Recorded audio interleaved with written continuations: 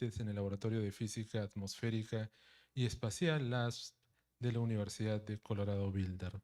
Y nos va a hablar acerca de CubeSats Science Missions and COSPAR Fast. So please, Amal, well, please welcome.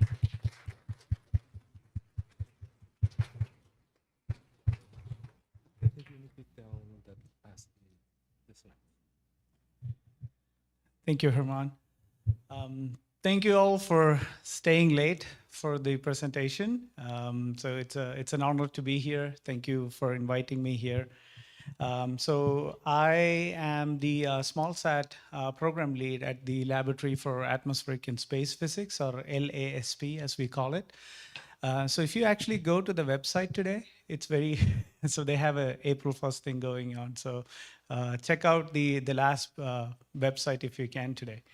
So I'm going to talk about CubeSat science missions and the COSPAR-1 mission that the students at Peru have been working on.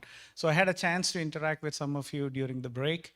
That was really wonderful. It's really nice to see all of the engineering, the work that students are doing here. So so it's really, really fantastic to see. And I had the honor of hosting 5 students from uni last year at the lab. So next slide.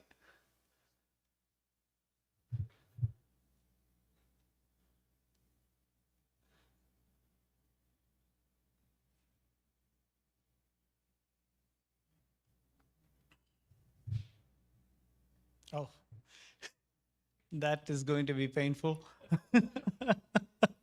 I only have like 40 of these. So the lab at the University of Colorado actually works more like a medium-sized aerospace company. So this is part of the reason why I think it is very good to invest in space and to invest in a laboratory within a university. So one of the things that NASA did when they started back in the 1950s, and even before NASA, actually the lab predates NASA, was actually build up certain scientific capability in universities. So when you think of a NASA mission, there's NASA missions going to Mars, there's NASA missions going to Jupiter, Saturn, all of these path-breaking new missions. Not all the instruments or the spacecraft gets built by NASA, right? So a lot of the instruments and a lot of the science is actually done in academic centers. So the Laboratory for Atmospheric and Space Physics is about 225,000 square feet. It's spread over 6 buildings. And we have facilities like the Dust Accelerator Lab. So the Dust Accelerator Lab is basically, you can coat dust with different material, and then you can look at the composition of the dust. Now you may ask, why is that important? Who cares about dust, right? Well, we should, because one of the instruments that we built is right now on its way to Jupiter. It's going to orbit a moon of Jupiter called Europa, right? And Europa is an ice moon. And underneath Europa, there is supposed to be a liquid ocean. We don't know. So we are constantly looking for life, right? We're looking for intelligent life. We don't find much in this planet either, but we're looking for life outside of the solar system or in the solar system, right? So Europa has a under ice ocean. And sometimes there are cracks in the ice, and these plumes come out from under the ice, right? So this instrument is going to look for amino acids as it flies through the plumes. So so our lab built this instrument, and one of the discoveries might be amino acids or organic molecules in the plumes of Europa. Next slide. Click. No.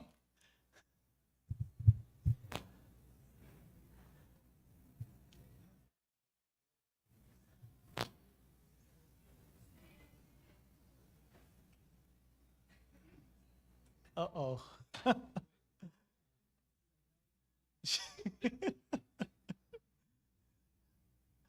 All right, so this is going to be a long talk. So the lab was established in 1948, and interestingly, this was before NASA was formed.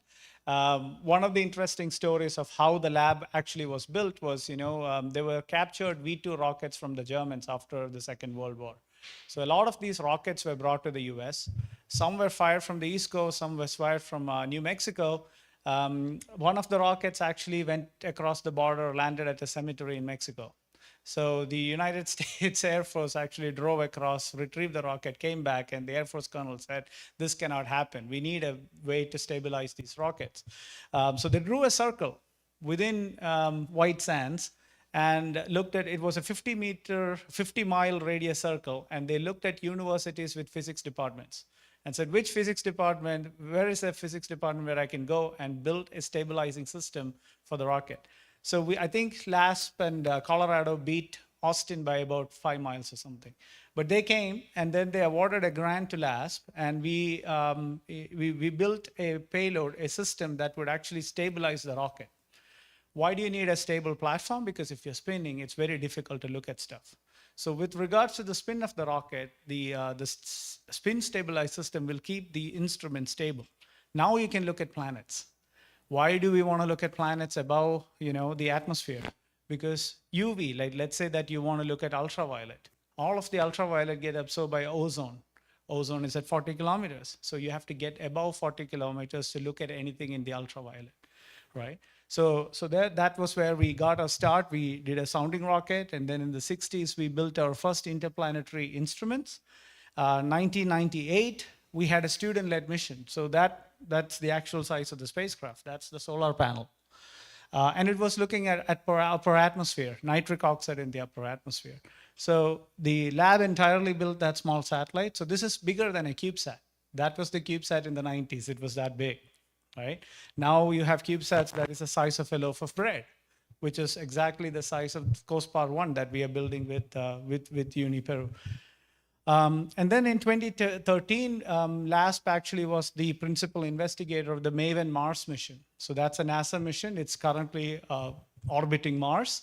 It's been orbiting Mars for now 10 years, but LASP was actually the principal investigator institute for the mission. The spacecraft was built by Lockheed Martin. We built the instruments, but we operate the spacecraft. And we've actually built instruments that has gone to every planet in the solar system. So imagine that, it's a university lab, right? And they've built instruments that has gone to every planet in the solar system. So Uranus, Neptune, there's only one spacecraft that's gone there.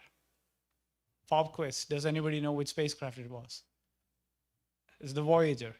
So LASP had an instrument on the Voyager spacecraft that went to Uranus, Neptune. And then New Horizons, there was a student dust counter that went to Pluto as well. Right, next slide. Great. That's awesome. All right, so this was the spin stabilized system that I was talking about, right? So on top of the rocket, the payload arm comes out, and then you can image the upper atmosphere.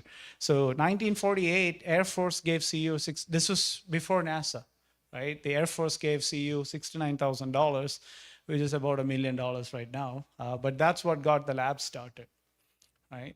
All right, next slide. Great. Now we're on a roll. So yeah, so we have, as I mentioned, some of the interesting missions. To Mercury, there was the Messenger Mercury mission. So most of the missions that you see, the outer planets or other planets, the instruments that we have built are in the ultraviolet. So, when you look at things like infrared, these are defense related instruments. Working in the infrared, you can look at things like forest fires, for example. You can look at heat detection. You can do a lot of stuff. So LASP as a lab has actively worked in the civil space sector. So that's why we look at spectral bands that are of interest mostly for science. So we look at ultraviolet, we look at X-rays, because why? There's energy coming from the sun in all these bands. So if we want to understand space weather, if we understand what is happening with the sun, it is very important to look at these bands as well. Next slide. And this is our CubeSat fleet. So I lead the group that builds these, and you'll see multiple missions here. So right now, the University of Colorado is actually NASA's largest CubeSat lab. So science-wise, we build the largest number of science missions for NASA. And we have other international programs. We work with COSPAR on COSPAR 1. That is not a NASA mission. But here we have color-coded it with different physics, different fields. There are 4 fields primarily. Astrophysics. So astrophysics looks at other stars, other planets around other stars, exoplanets. Earth science missions, so looking at the Earth. Solar science, looking at the sun. And then heliophysics is a combination of solar and its effects on the Earth, which is my research area, by the way. So we build these different missions, and you can see COSPAR 1 is listed there as well. And I was PI on InspireSat 1. Lauren was PI on InspireSat 2. We've had a few overlaps. So one interesting mission I kind of want to talk to you about is called CUTE. It's very cute. Colorado Ultraviolet Transit Explorer. It's made the first discoveries of exoplanets, planets around other stars, from the size of a satellite that is the size of a shoebox, right? So you can think of how much cutting edge science we are doing with these small platforms. Next slide. So this is the list of missions. I won't go over it, but we've completed about 9 missions. So as Lauren said, university missions have a very, very low success rate. Knock on wood, we've been quite successful. We've had science data returned from all of our missions so far. NASA success rate is 50%, so we've been bumping up NASA success rate, thankfully. But we've completed 8 missions. We have 2 on orbit right now, and we have about 8 spacecraft that we are building in the lab. So it's a very active program. Next slide. And we also build instruments that are flying on other people's mission. So for example, Reptile 2, so that is 1, 2, 3, 4, the 5th row, on EMA. EMA is the Emirates mission to the asteroids. So the UAE is actually building a mission that is going to at the asteroid belt, so beyond Mars. Why is the UAE building it? They are building capacity within the country for, they're looking beyond the oil. When the oil ends, how do you transition from an oil economy to a knowledge economy, right? So they're building up capacity, and they're building up capacity in the way they know, which is by spending a lot of money on things. But so the Emirates mission to the asteroids is actually being built at LASP, and we have an instrument called Reptile, which is actually a charge particle instrument. Makes a lot of these measurements, and it's funded by NASA and NSF. It's actually funded by National Science Foundation, and it's going to be interplanetary. So these include instruments. The ones in the red are actually rocket programs. So we still have an active rocket program. To look at different things. So you can see it's all supernova remnants, UV radiation. So a lot of science stuff that we do. Next slide. So why CubeSats? Somebody asked me, right? What can CubeSats do? What are these nano satellites? So yeah, it's about the size of a shoebox, some of the size of a Rubik's Cube, maybe slightly bigger than a Rubik's Cube. But it's got all the components of a large satellite, right? It's got an onboard computer, it's got a power system, it's got a communication. It's like a cell phone. Your cell phone's got all of these stuff too, but you have to build it for space. And the miniaturization that has helped with cell phones, right? I mean, we didn't have these things 20 years ago or 25, like smartphones, right? So what we have now with those technology, we've adopted that for space. Space used to be very expensive to build. You have to have radiation hardened materials. You need to have those to be, because it was so expensive to get up there. That has all completely changed. And now you're able to build things like, the instrument that you see on the right, that's called TSIS, which is Total Solar Irradiance Spectrometer. And that was a $30 million instrument. It flew on the International Space Station. It was 15 kilograms. And we miniaturized that to an instrument that fits within a shoebox. And that was about $5 million. So in some ways, we are cutting our own budget, but there is no place for this anymore. So next slide. And we got within 1% accuracy with the big instrument. So when we flew the CubeSat, so now it's an actual operational satellite that NASA uses instead of the larger instruments. We can get within 1% measurement accuracy of the large instrument from the miniaturized one. Next slide. This is our CubeSat lab. So it's very basic. So I showed you 6 buildings at the start. A lot of those are clean rooms. So when you build for space, it has to be extremely clean. Like if you've seen pictures, people are all gowned up, and then you handle things very carefully. It's also very expensive to build things that way. But with CubeSats, we do what we call good enough, So we have scaled from non-flight to flight. We've not scaled down. So this is a constant running thing between us and NASA. So a lot of the missions, we have to give bi-monthly reviews to NASA, and we tell NASA this is how we do CubeSats, because if they come to us with their process control and the quality assurance that it needs, there is no way we can do these cheap. So you just cannot have the traceability that a large mission has for these missions. Previous slide, please. Yeah. So the way that we make it, we have a general lab area where we can do a lot of prototyping, and then within the lab we have an ESD bench, electrostatic discharge, because electronic components can get harmed by electrostatic charge buildup that is just in your body. It gets transferred to electronics, it can harm it. So we have to have ESD safe benches, and then the flight hardware. So you see a CubeSat that is over there. The CubeSat is built under what we call a flow hood. So it's very similar. I saw a similar setup in Dr. Herman's lab here as well. So it's very easy to set up. It's very easy to build. So there are only a certain processes and procedures that you need to be aware of when you build these things. Next slide. So this is another satellite. So I'll just go through some of the satellites that we have and the science that we get from it. So this is a satellite that is actually flying through the radiation belts. So, the Earth has radiation belt where there are charged particles.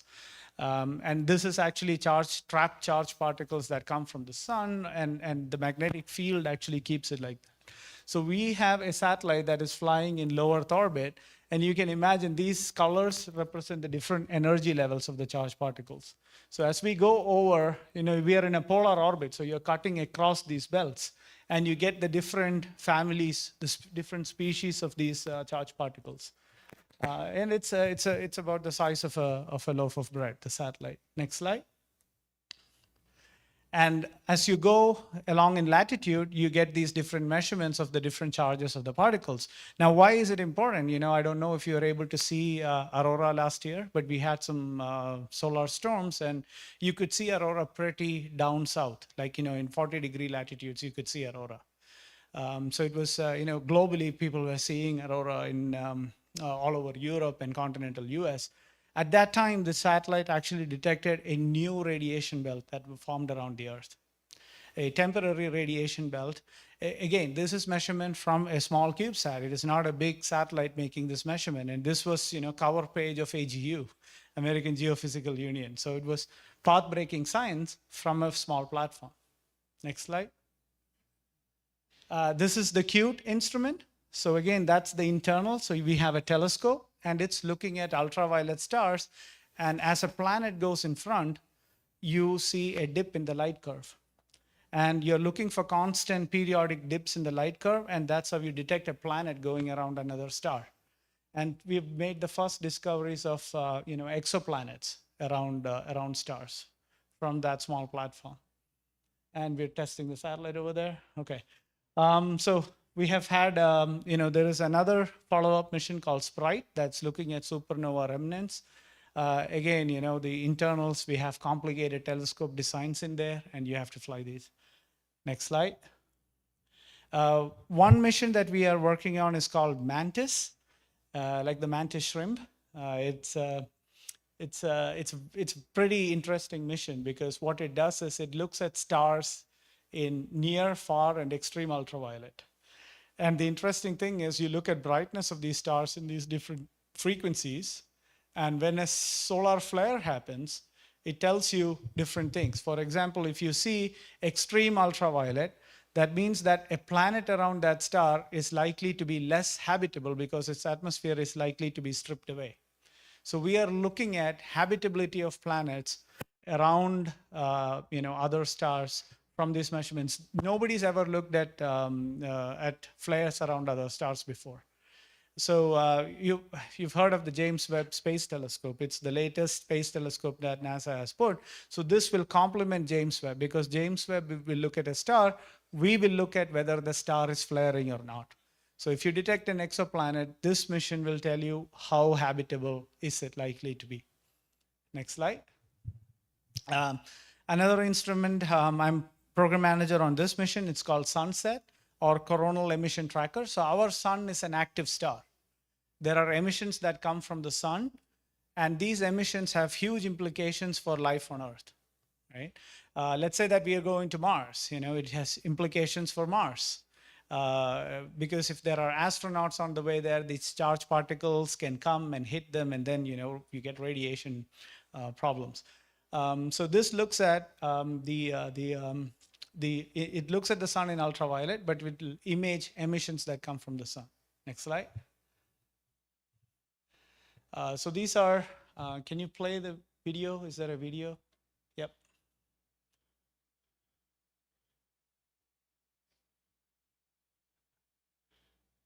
Okay. What you would have seen if the video played was a flare coming out, and how the flare accelerates. We can go ahead. Next slide. I don't think we are able to play the video. Can you play this video? Can you check? That's the internal of the spacecraft, but we can go back. So this is looking at solar emissions. So unfortunately, I have to speak to it. The emissions that come from the sun and how these charged particles are accelerated. And because we have an imager, we are able to see how fast this flare can hit the Earth. It has also implications for other satellites. So now there is things like, the Starlink constellation that SpaceX has put up. So now, if you go on an airplane, you get really good internet. Right? So, and you get internet in very remote areas because of Starlink. That's 40,000 satellites in low Earth that provides this internet. But a flare can knock them out. So flare prediction and is very important in terms of space weather. Next slide. Next slide. Okay. Another mission that I'm involved with is called Dynaglow. Dynaglow looks at what we call gravity waves. These are waves that propagate from different layers of the atmosphere.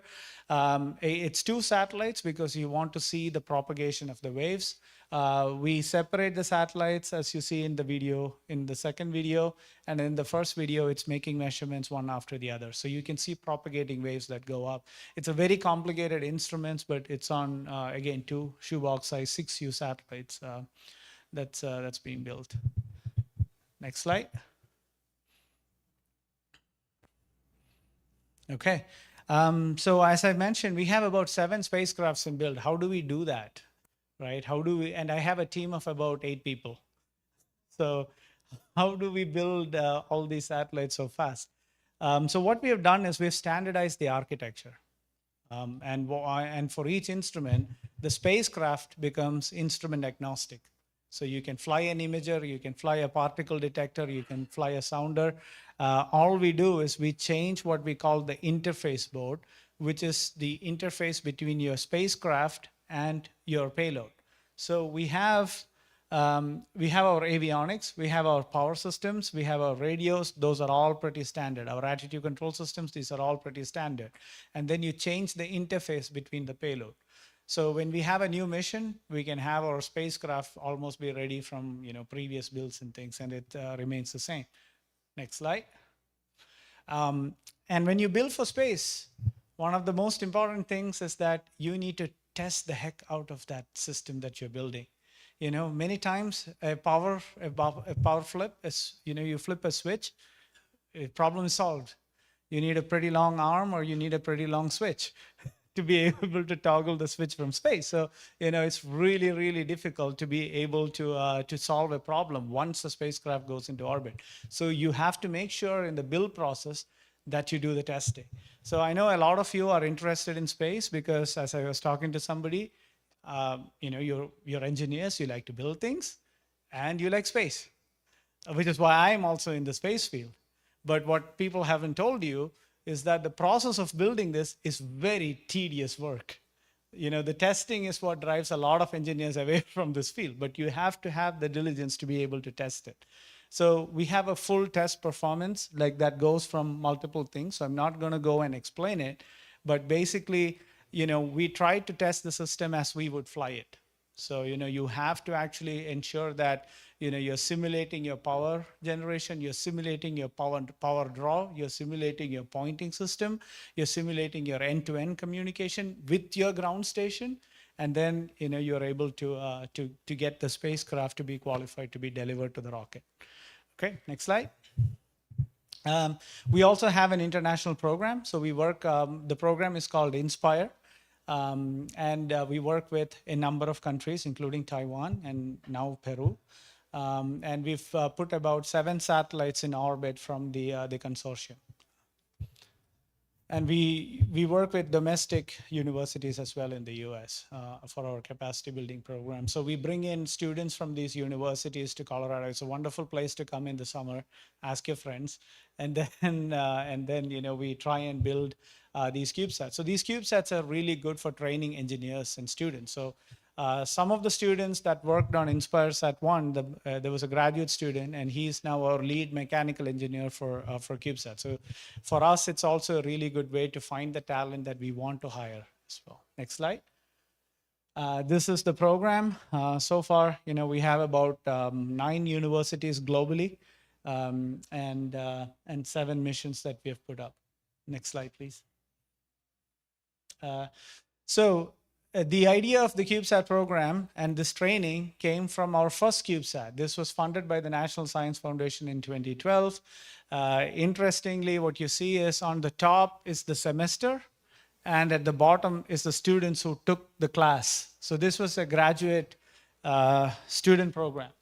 And what we have done with CubeSat since then is actually adopt this program to the other CubeSats. So you can see that, the first proposal went in spring of 2008. We had 10 students. It did not get funded.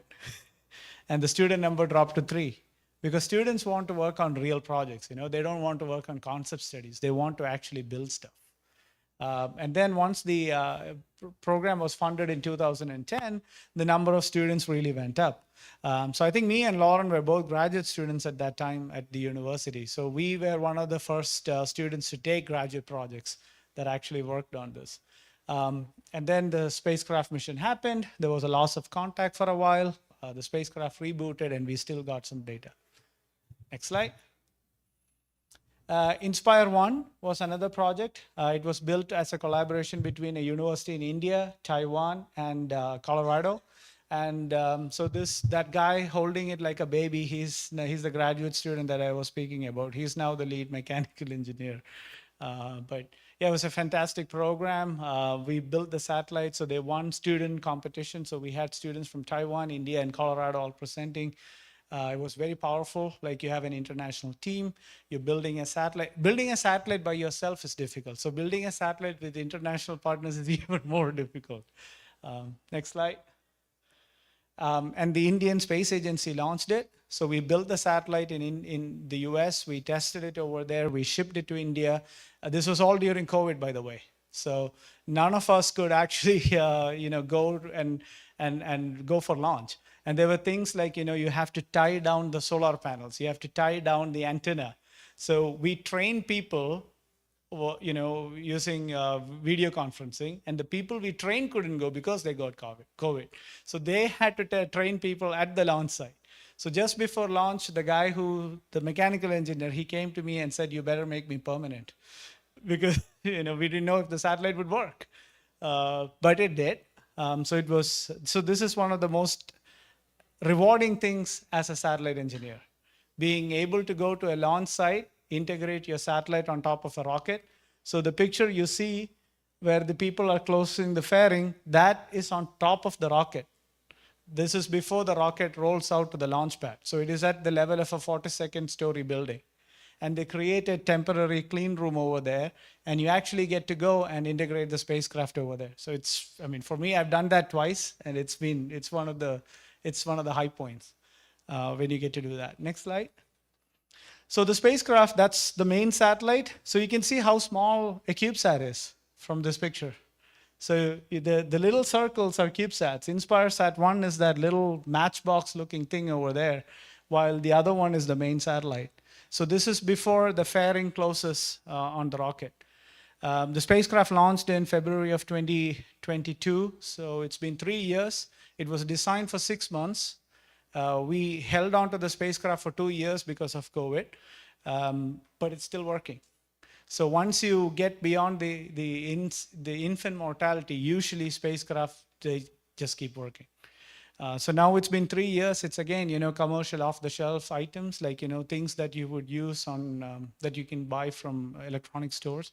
And we've been getting really great solar flare data from it. Next slide.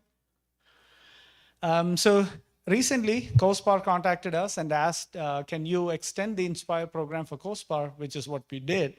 And we are now a COSPAR Center of Excellence. So what that means is that COSPAR identifies a university or a group that they want to build capacity, a sustainable program, and we help train the students, because it's not about just building facility, it's also about training the students. It's about building capacity in terms of knowledge, and the knowledge transfer is very, very important. So that's the program. So we modeled the COSPAR training program after the successful Inspire program, and University of Peru is the, UniPeru is the first university in the program. So very excited to work with the students. It was a wonderful experience last year.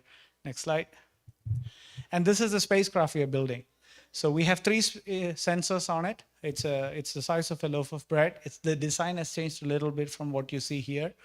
But we look at solar flares. So again, the activity of the sun. We have another sensor that's looking at the outgoing radiation from the Earth. So now when you think of, when you think of climate change, it's all a question of energy. How much energy is coming in, how much energy is going out, how much energy is being retained. So when you look at the outgoing radiation, that is very important, because that gives you the outgoing part, right? The energy that you change from the incoming, that you subtract from the incoming. So it's got sensors to do that. It's also got a sensor, the deep space radiation probe that Lauren will talk about. That measures the ionizing dose in low Earth orbit. Next slide, please. Lauren will talk about this, the compact radiation probe. Next slide. This is the LASP sensor. This is the solar sensor that we are building. I've flown it on a flight from Singapore, Scoop 1 satellite already. It's been calibrated at NIST, the National Institute of Standards and Technology. And yeah, we can measure the solar output in 18 spectral channels. So you get everything from ultraviolet to near infrared, and you look at a large energy band from it. Next slide. This is the Earth radiation sensor. So basically, it's got thermopiles that convert temperature to voltage, and you can look at the outgoing long wave radiation from the Earth using this sensor. Next slide. And this is the FlatSat that we use for testing the payloads. So what is a FlatSat? It's basically the same components as a satellite, but laid out in a way that you can actually interface a payload with and test. So, so there is one over here. The students are using this. And it's got an onboard computer, a power supply, a transmitter, and a camera. Camera is a test payload, but you can interface a payload with this and actively write software. Software is very important, because if you don't have good software, you can't get things running. So, so usually software this is a test bed for software development. Next slide. I'll skip this over. It basically shows you the where you can actually connect the payloads to. And this is some pictures from the summer program when we had the students. So again, it was a very international team. The students did great. They did a lot of the concept study of the satellite, and we had a review at the end of the summer called the preliminary design review that they presented the concept at. Next slide, please. So this is where we are. We are going to a spacecraft assembly and testing phase by the end of the year. So this summer, the students will come back to Colorado, and this summer they will be putting together the flight hardware. So we have all of the instruments that's been delivered to the lab. We are having the rest of the spacecraft also delivered in that time frame, and the students will actually, this time around, work with flight hardware. So wear gloves, guys. Okay. So yeah, it's supposed to be integrated in 2025. We'll do the environmental testing, which means, first you have to shake it. You have to shake it like how the rocket would shake it. It has to survive that. Then you put it into a vacuum chamber. So you pump it down to vacuum because, you know, it has to work in vacuum, right? And then you temperature cycle it, because when you're in orbit, when you're seeing the sun, your temperature goes up. When you're in eclipse, it can get really cold. So we temperature cycle it and make sure that it works. So hopefully we can get environmental testing done soon. And then by the end of 2025, we will be ready for launch.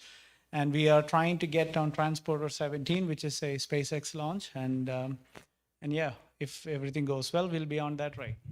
Thank you very much. That's all I have.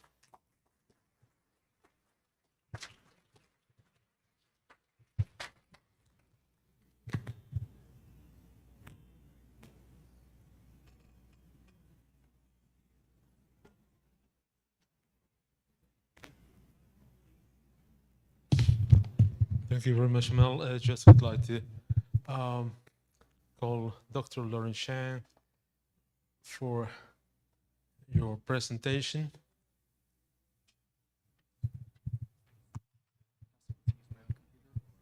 Yeah.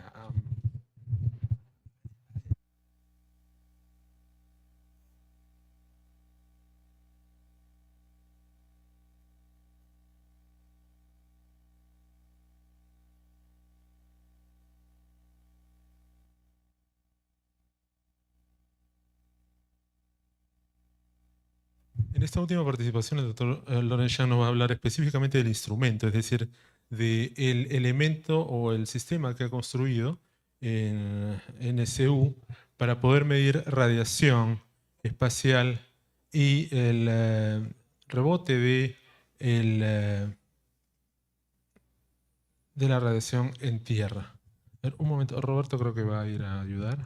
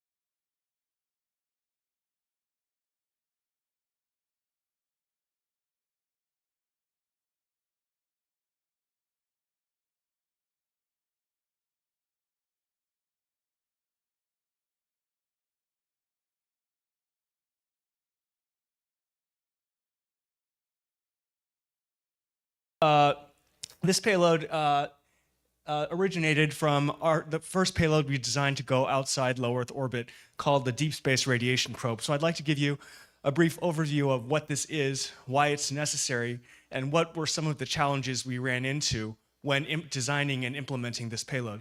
Next slide, please. Okay, so as Amal mentioned, the first spacecraft in the INSPIRE program was INSPIRE-SAT-1. This was a 9U small satellite that was a collaboration between the University of Colorado Boulder, Indian Institute of Space Science and Technology, and National Central University in Taiwan. And this mission kicked off in 2017 and ultimately launched in 2022. Next slide, please. So as Amal mentioned, the mission has been very, very successful. It was originally designed for a mission lifetime of 1 year. It's been actively operating and returning science data for 3 years in orbit. So every day, our students in Taiwan, in Colorado, in India, go to our mission operations center when the spacecraft flies overhead. And what happens when the spacecraft is operating is the data from its sensors, both flight data and science data, are saved to SD cards on the onboard computer. When the spacecraft receives a command from our ground station commanding it to replay saved data, then it basically reads data from the SD cards and then transmits them back to Earth, where they're received by our ground stations, and then our students can go and perform data analysis and determine how well the spacecraft is operating, and also determine whether any direct actions like commands on our part are necessary. Next slide. So the spacecraft has been alive for 3 years, but we've noticed throughout these 3 years, things are starting to degrade. So starting towards the end of the first year, we started to run into more and more problems with the spacecraft. First of all, as you can, from the left-hand side, you can see a screenshot from some of the housekeeping data that our spacecraft beacons every 10 seconds. And you can see in this particular case, the status of the SD cards is labeled as failed. Basically, the formatting was gone, we couldn't read any data from them, we had to reformat them. That happened more and more often throughout the first year. Other times, our spacecraft would start to transmit gibberish. Basically, the packets we were receiving didn't match any format that we had. And the only recourse here would be to power cycle it. Sometimes we even detected some subsystems drawing much more electrical current than they were rated for. So again, we did the only thing you can do when you control a spacecraft, hit the reset button. So we've noticed that as the spacecraft stays in space longer and longer, we're seeing much more, a higher number of anomalies that are affecting operation, and many of these are actually directly related to space radiation. Next slide.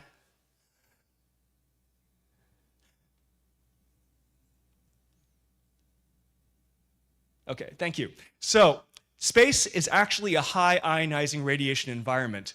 Due to various radiation sources, there is a high flux in space of energetic particles or energetic photons that can essentially cause dissociation. They can knock out the outer electrons from a neutral particle and then cause ionization. Now, there are several sources of space radiation, but the most major one is the sun. We know the sun is constantly radiating electromagnetic waves at a wide variety of frequencies. This includes extreme ultraviolet, X-ray, and gamma ray, photons energetic enough to cause photoionization. At the same time, the sun is constantly emitting energetic particles, basically high energy plasma, which comprises the solar wind that essentially sprays outwards like a sprinkler into the solar system.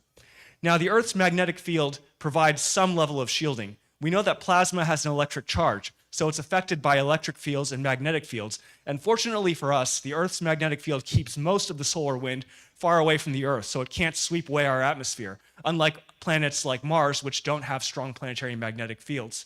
However, sometimes these energetic particles can end up penetrating this bubble around our Earth, our magnetosphere, through a process called magnetic reconnection. In this case, some of the particles come down and then hit the high latitude upper atmosphere, forming the auroral ovals.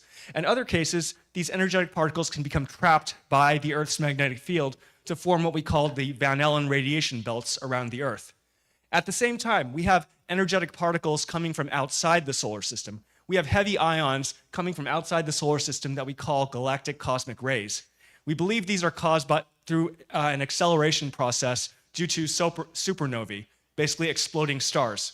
So space is a high ionizing radiation environment, and this has several very negative consequences, both for the electronics we use on spacecraft and also for biological organisms, astronauts. So the first issue you have to consider when it comes to space radiation is what we call total ionizing dose. Radiation dose is the amount of energy absorbed per unit mass. So total ionizing dose tells you how much radiation dose you've absorbed during some period of time, usually the duration of your mission. So total ionizing dose tends to degrade electrical components. It can cause them to stop functioning at their original factory specifications. It can cause them to essentially die much faster. Next, we also need to consider a series of anomalies that are caused by energetic particle radiation, the galactic cosmic rays, or the trapped particles in our radiation belts. You can imagine these energetic particles as being someone basically spraying the area in space with bullets. If you are hit by one, there is a probability that you will experience what is called a single event effect. Single event means it corresponds to a strike by a single energetic particle. Single event effects are not a matter of age, they're a matter of probability. So you could be brand new, just launched into space, but you could be really unlucky and suffer a single event effect very early on. This can affect both hardware and software. The most common single event effect is what's called a single event upset. Basically, if you have computer memory that is struck by an energetic particle, you get a bit flip. 1 becomes 0, 0 becomes 1. This can cause data corruption. If this is your computer memory that stores variables controlling how your flight software operates, your flight software can crash. Next, there are also hardware-related single event effects. Certain types of ICs can experience what's called a single event latch-up. They basically enter a low impedance state similar to a short circuit and start drawing very, very high currents. These electrical currents can cause the component to heat up, and in extreme cases, cause them to fail permanently in a single event burnout.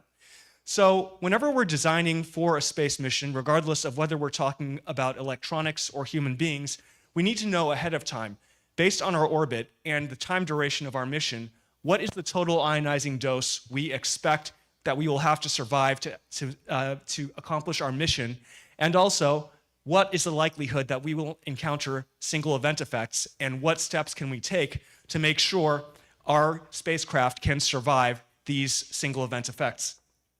Now, the problem with this is both of these types of data, single event effects and total ionizing dose, cannot be measured using remote sensing. You can't use, say, a radar or a spectrometer to figure out what the dose is at some location. You actually have to physically fly an instrument into these areas to get that data.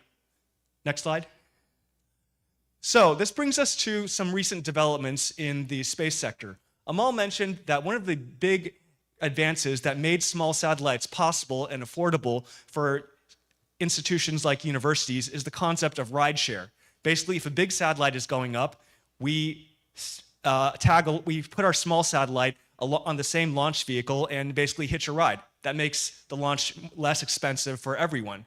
Now, over this decade, there are more and more commercial missions heading out of low Earth orbit, heading beyond 2,000 kilometers into what we refer to as deep space. A big part of this is the growth of what are called the commercial lunar payload services. Several space agencies, including NASA, are basically contracting commercial companies to deliver their payloads to the moon, into lunar orbit, even on the surface of the moon. So there are more and more rideshare opportunities going further and further away. On the other hand, most universities, like us, have worked almost exclusively in low Earth orbit. We've never designed for deep space, but with the growing number of opportunities, we want to be sure that we are ready for this new paradigm shift in terms of rideshare, and to be able to make use of these new rideshare opportunities to execute missions to explore regions where we've never gone before. Next slide. So in 2022, we actually received a rideshare opportunity aboard a lunar lander designed by a Japan-based commercial lunar payload service provider called iSpace. iSpace builds the Hakuto R series of lunar landers. They launched their first one in 2022. It made it to the moon successfully. Unfortunately, it experienced a hard landing, which is basically a technical way of saying it crashed. But at the same time, they had a second mission, which launched this January, and they had rideshare space for a 400-gram payload. And we decided right around that time, based on experiences with radiation from our previous small satellite missions, one very high-value mission that we could execute using a very limited amount of space would be to measure the ionizing radiation environment and its effects between the Earth and the Moon. And at the same time, this would allow us to learn how to design for deep space and how to build more radiation-resistant spacecraft electronics. So we kicked off this project in March 2022 with 2 students. At most, we had no more than 5 students working on this project, although we did have half our team graduate midway between the project, but that happens with student teams. So the launch was January 15th of this year, and the mission is expected to be a 5-month mission between the Earth and the Moon. I'll go into that more on that in a bit. Anyhow, you can see members of our team during our first fit check, where we took our first prototype of the payload and tried to interface it with the lander's payload card. Next slide. So our payload is called the Deep Space Radiation Probe, or DSRP, and it's basically designed to answer 2 scientific questions. First of all, what is the ionizing radiation dose and dose rate between the Earth and the Moon? How quickly does radiation dose accumulate, depending upon where we are? Second, we wanted to count the number of single event upsets that occur between the Earth and the Moon that could potentially cause data corruption or embedded software hangs. So we had 2 types of detectors for this. To measure the radiation dose, we used 2 dosimeters that are called RADFETs, radiation sensitive field effect transistors. As many of you know, transistors have what's called a threshold voltage. The threshold voltage is the voltage at which the conductor becomes conducting or non-conducting. The state of the conductor changes. RadFETs are sensitive to ionizing radiation, so the threshold voltage will keep going up depending upon how much radiation dose it absorbs. So by measuring the change in the threshold voltage, we can monitor the total ionizing dose absorbed by the payload. Next, we also had a flash memory chip, very similar to what you would have in your computer or other digital devices. Now, this flash memory chip was used both to store data from the mission, science data and housekeeping data, but a portion of the memory was basically written with data whose value was known. They were written to all ones instead of zeros. So periodically, we can sweep this test area and see when a bit flip occurs, count it, and then set the bit back to its original state. So then we can measure the single event upset count. The payload needs a controller. Here we use the same controller that we've used on multiple spacecraft, including COSPAR-1. Next slide. So this gives a brief functional block diagram of the payload. Since we don't have very much space to work with and we want to keep things simple, it's fairly straightforward. We have our payload controller, which basically runs our flight software. We have our RadFET readout circuits that allow us to read the threshold voltage of the RadFETs. We have our flash memory chip that we're using to store data and also to count the number of single event upsets. And then we have circuits both for data and the electrical interface with the payload. Now, if we're designing electronics to function in a space environment, we want to make sure that we do what we can to maximize the lifetime of these components. We want to make sure they are under as little pressure as possible. So what we can do is we can derate the components. What that means is every component has some rating. For example, some maximum current or some maximum voltage or some maximum temperature. When we derate, what we do is we make sure we never run this component at more than some percentage of its maximum rating. So for example, if we have a payload that's rated, a component that's rated to 1 amp, and we have a derating factor of 0.8, that means we always make sure the current it draws never exceeds 0.8 amps. So this is one way we can reduce pressure and increase life longevity of spacecraft electronics. Next slide. So the basic concept of operation of the flight software is fairly simple. Like most flight software, it's basically an infinite loop. The payload listens for commands, and if it doesn't receive commands, then it goes and starts measuring the threshold voltage of the RadFET, sweeping the memory and looking for bit flips, and then resetting them, and then logging the data. If it receives a command, there's an interrupt, it executes the command, and starts over again.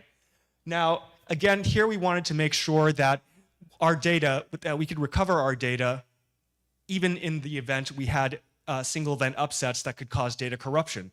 So we did something else here that's commonly used in terms of flight software. First of all, for all the data packets we saved, we always include a CRC checksum, basically error detection and coding that allows us to determine whether there are bits in that packet that are in error. Second, all of our critical packets and variables are stored 3 times at different addresses in the memory. So basically, if we're trying to read a critical variable or a data packet, and we find bit errors on one packet, there's still a chance that we can still get the original data in 2 other packets. That's another form of triple modular redundancy that we often use in flight software. Next slide.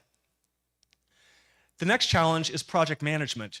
So one other challenge was the fact that we kicked off our project in 2022. We began to design our payload at the time. The payload would have to be interfaced with iSpace's Resilience lunar lander, which was also under development and being designed at that time. So imagine you have 2 different teams in 2 different countries working on 2 different systems that have to be interfaced with each other. We don't want to deliver our flight model and then find that basically the 2 are incompatible. So here we started using some tools that we commonly use in systems engineering. First of all, at project kickoff, iSpace gave us what's called an interface requirement document. This basically told us the electrical interface, the mechanical interface, the thermal interface, and the data interface that our payload would have to satisfy. Next slide. Next, in order to allow iSpace to develop the flight software and the payload interface on the spacecraft side, we started compiling an interface control document for our deep space radiation probe. Again, this is where we specified the different interfaces of our payload, the operations manual, and also a troubleshooting guide that the iSpace team could review every 2 weeks and confirm for us whether or not we were still compliant with their interface requirements. And this is continuously updated throughout the entire development process, and the finalized version was delivered along with the payload to iSpace. Next slide. There are also several design challenges we ran into. First of all, in terms of mechanical load. Previously, for our low Earth orbiting rideshare satellites, we had to ensure our spacecraft were capable of surviving a maximum mechanical load of 15 G, 15 times their own weight. In the case of this lunar mission, the maximum mechanical load was 33 G, which was much, much higher than anything we designed before. So basically, if you look at the CAD rendering in the upper right-hand side of the figure, you can see that we have a PCB board inside an aluminum chassis with multiple standoffs to basically make the board as rigid as possible so it could withstand heavy impacts and shocks. But we found out very quickly there were problems with this too in terms of manufacture. In order to survive a high vibration environment, all flight hardware has to be epoxied. Any fasteners, any connectors, anything that can come loose has to have epoxy applied to it. And after you apply the epoxy, you need to cure the epoxy. You need to make sure it dries by sticking the whole thing in an oven. The first time we tried that, and we took the payload out of the oven, if you look at the figure on the lower right-hand side, you can see the PCB board warped. Basically, it bent. And the reason for this is because we found the thermal conduction rate of the different standoffs was different. So some parts of the PCB were being heated more than others, and it bent and it snapped the PCB traces. So we had to redo the mechanical design. Another challenge for us was basically we had to implement everything in only 400 grams. 400 grams is approximately the mass of that bottle of water over there. So another important resource that we were short on was power. Our maximum power draw had to be less than 0.9 watts. So low power, low mass, high mechanical load. This took multiple revisions to get right. Next slide. Another challenge is thermal design. So as Amal mentioned, when we're in space, we are in a thermal vacuum environment. There is no heat transfer by conduction. You can only transfer heat, there's no heat transfer by convection. You can only transfer heat either through conduction within the spacecraft or by radiation, by radiating heat out into the surrounding space environment. If you're in low Earth orbit, you periodically fly through the Earth's shadow, what we call eclipse. So as you can imagine, when we're flying through eclipse, we have no heating from our surrounding boundaries. And when we're under sunlight, we have the sun as our heating source. Because in low Earth orbit, we're constantly flying between eclipse and sunlight, our boundary conditions are dynamic. We're never continuously heated or continuously cooled through thermal radiation. It's constantly changing. So our maximum and minimum temperatures will not be as extreme. On the other hand, when you move far away from the Earth's shadow becomes smaller and smaller till basically you end up with parts of the spacecraft continuously being heated by the sun and parts of the spacecraft pointed towards cold space continuously losing heat due to radiation. So you get much more extreme temperatures. Next slide. So thermal control was a major challenge for us. Our students had to build a thermal model of our spacecraft, learn how to simulate the boundary conditions both between the Earth and the Moon and also on the lunar surface. And then based on the thermal simulation results, we had to start to implement thermal control mechanisms that would ensure that our different components all stayed within their safe operational temperatures. So to give you an idea of what the temperatures look like without any thermal control, you can look at the table down here. You can see that for the different components, if we didn't apply any thermal control, no TC, then regardless of whether we're on orbit or on the lunar surface, we go to extreme temperatures way beyond our survival range. So then we had to figure out how to implement thermal control without consuming our very limited electrical power and using our very limited mass. So what we ended up having to do was, for components inside the payload that might potentially overheat, we had to use thermal conductive tape to conduct the heat to the chassis of the payload so the chassis could act as a radiator. Additionally, all the surfaces of the payload, as you can see on the left side, were covered by multi-layer insulation, MLI. This is a blanket of low emissivity material separated by nylon netting to reduce thermal conduction. We ended up using 12-layer MLI. The top panel of the payload was left exposed, and that was painted in ultraviolet resistant white paint to serve as a radiator. where the excess heat from the payload could be radiated out into space. And if you look at the table for the temperatures with thermal control, you can see basically we're back to a much, much healthier range.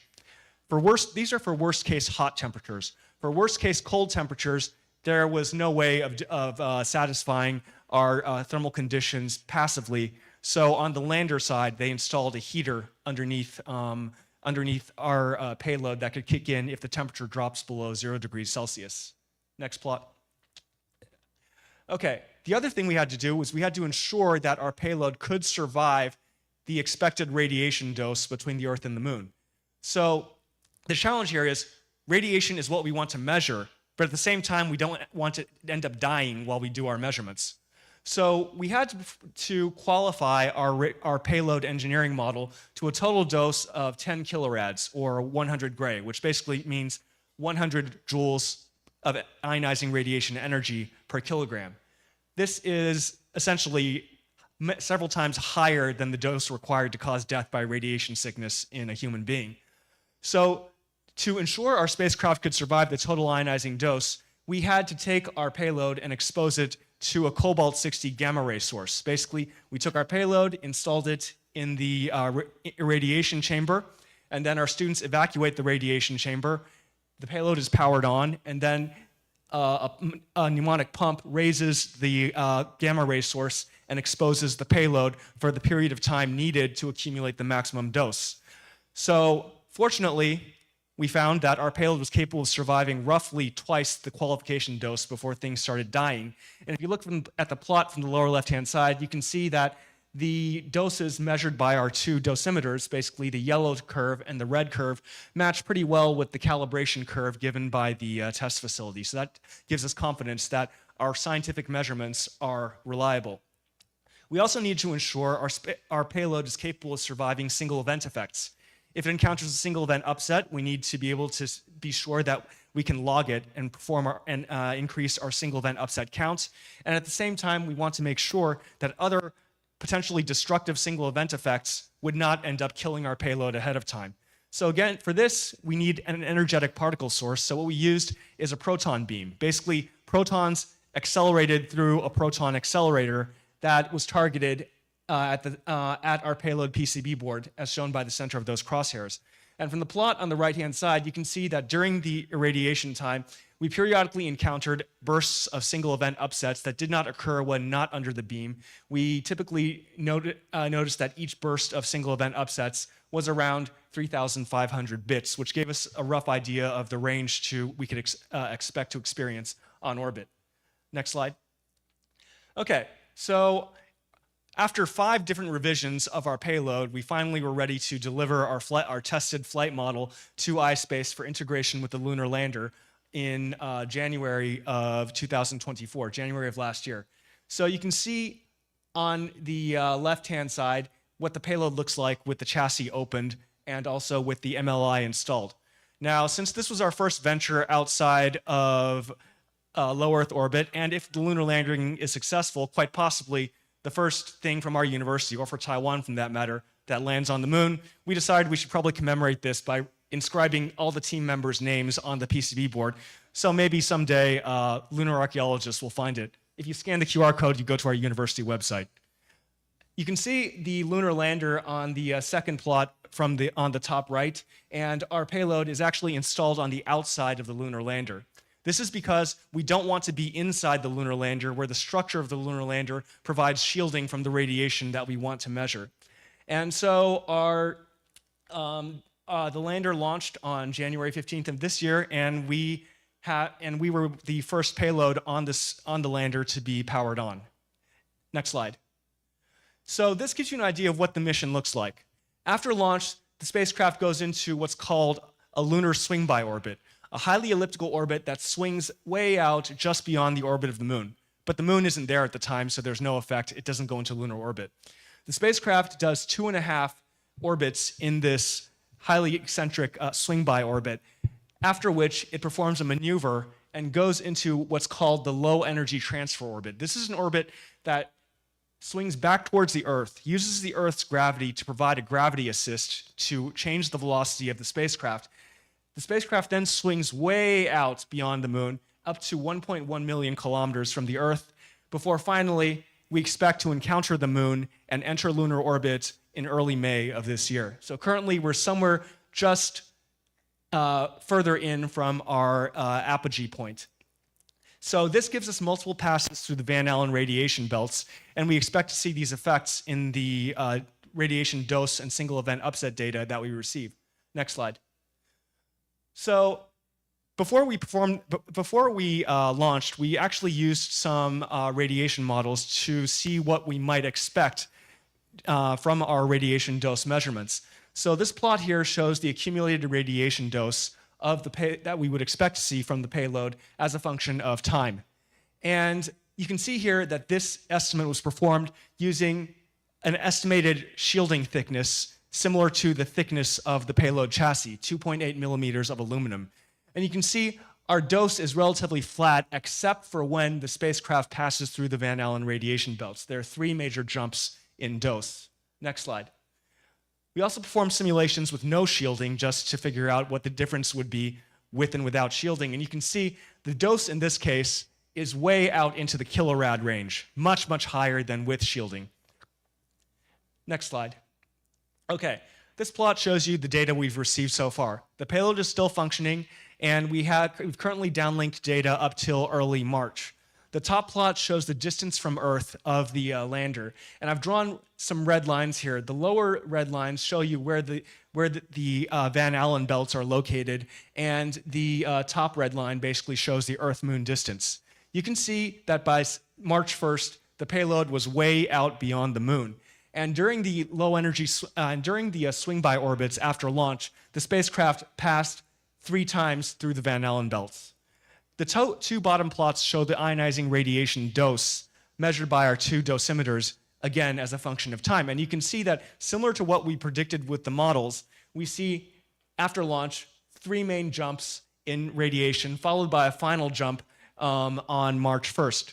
So the overall time variation of the radiation dose that we've measured is similar to what's predicted, but the doses that we measure are probably 3 times, a factor of 3 smaller than what the models predict.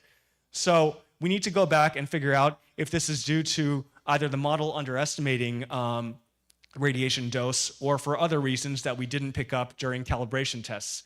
Finally, that final jump in radiation dose that was measured by both dosimeters way out beyond the Moon was not predicted by the models. So if it is real, it's not related to the radiation belts, and we need to figure out why this is. Maybe there was an energetic proton event. Maybe there was a solar flare. We need to go check.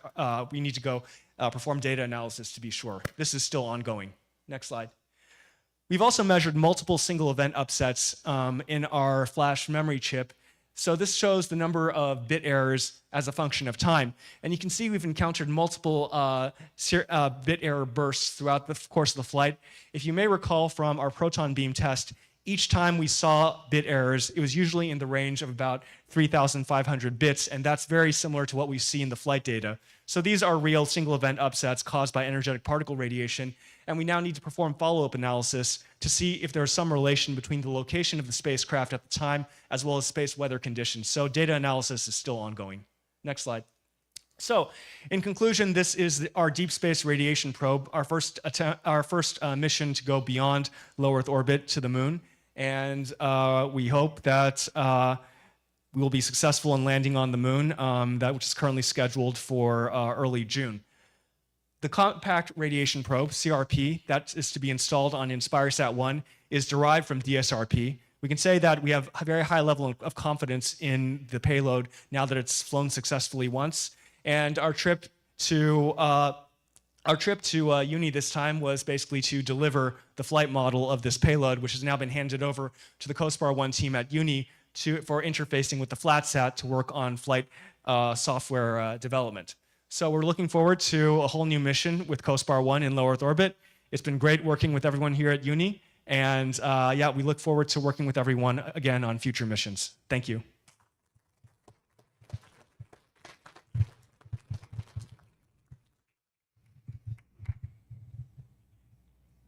Thank you very much, Lauren. Well, we reached a point, estamos ya en un punto donde si alguien tiene una pregunta respecto a lo que ha expuesto Loren o Amal, podemos tomarla aquí o podemos conversar directamente con Loren en el exterior del auditorio. Realmente ha sido una experiencia fantástica, ha sido un gusto y un honor que todos nos acompañen hoy, especialmente en estas horas donde no solamente hemos presentado, digamos, una parte un poquito más ligera para lo que son autoridades, que fue al inicio de la conferencia, sino ya esta parte mucho más especializada. Sí, perdón, ¿cómo no?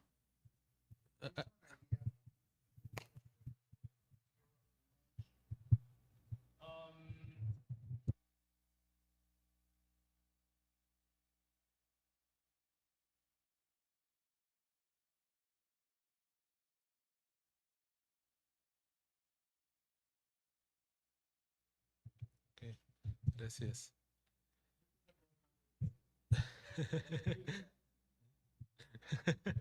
Ok, bueno.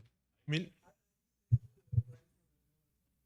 sí, ok, bueno, les agradezco, mil gracias por su atención, por su presencia hoy día y quedamos en contacto con muchos de ustedes para continuar con este trabajo y avancemos juntos hacia una mejor, hacia un mejor desarrollo espacial. Freddy Calle, uno de las personas, Freddy Calle was one of the persons that worked at Chasqui the One, just by passion. And actually, he's at CONIRA, working especially with the Peruvian satellite that give us images, and he works in that field, and he was a fellow in NASA, so welcome. Okay. Thank you so much for your presentation. It was really very enjoyable to see what is the work that you are performing. Just I even very interested about the space exploration. So it was about the this lunar CubeSat mission.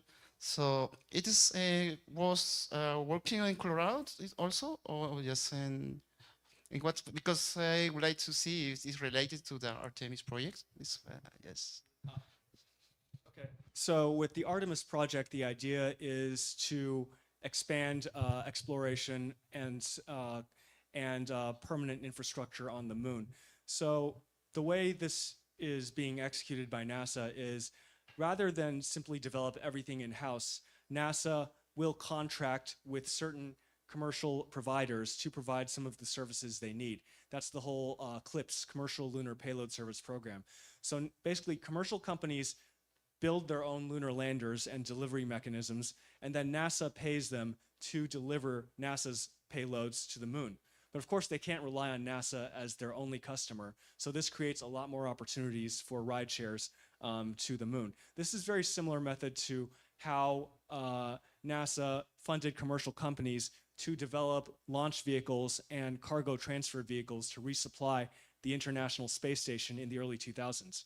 So basically, NASA contracts out the resupply service for the ISS to commercial companies, and the commercial companies design their own launch vehicles and cargo transfer vehicles to resupply the ISS. This is how, in large part, some of the initial investments into SpaceX's Dragon capsule and Orbital Science's Cygnus orbital cargo transfer vehicle came about.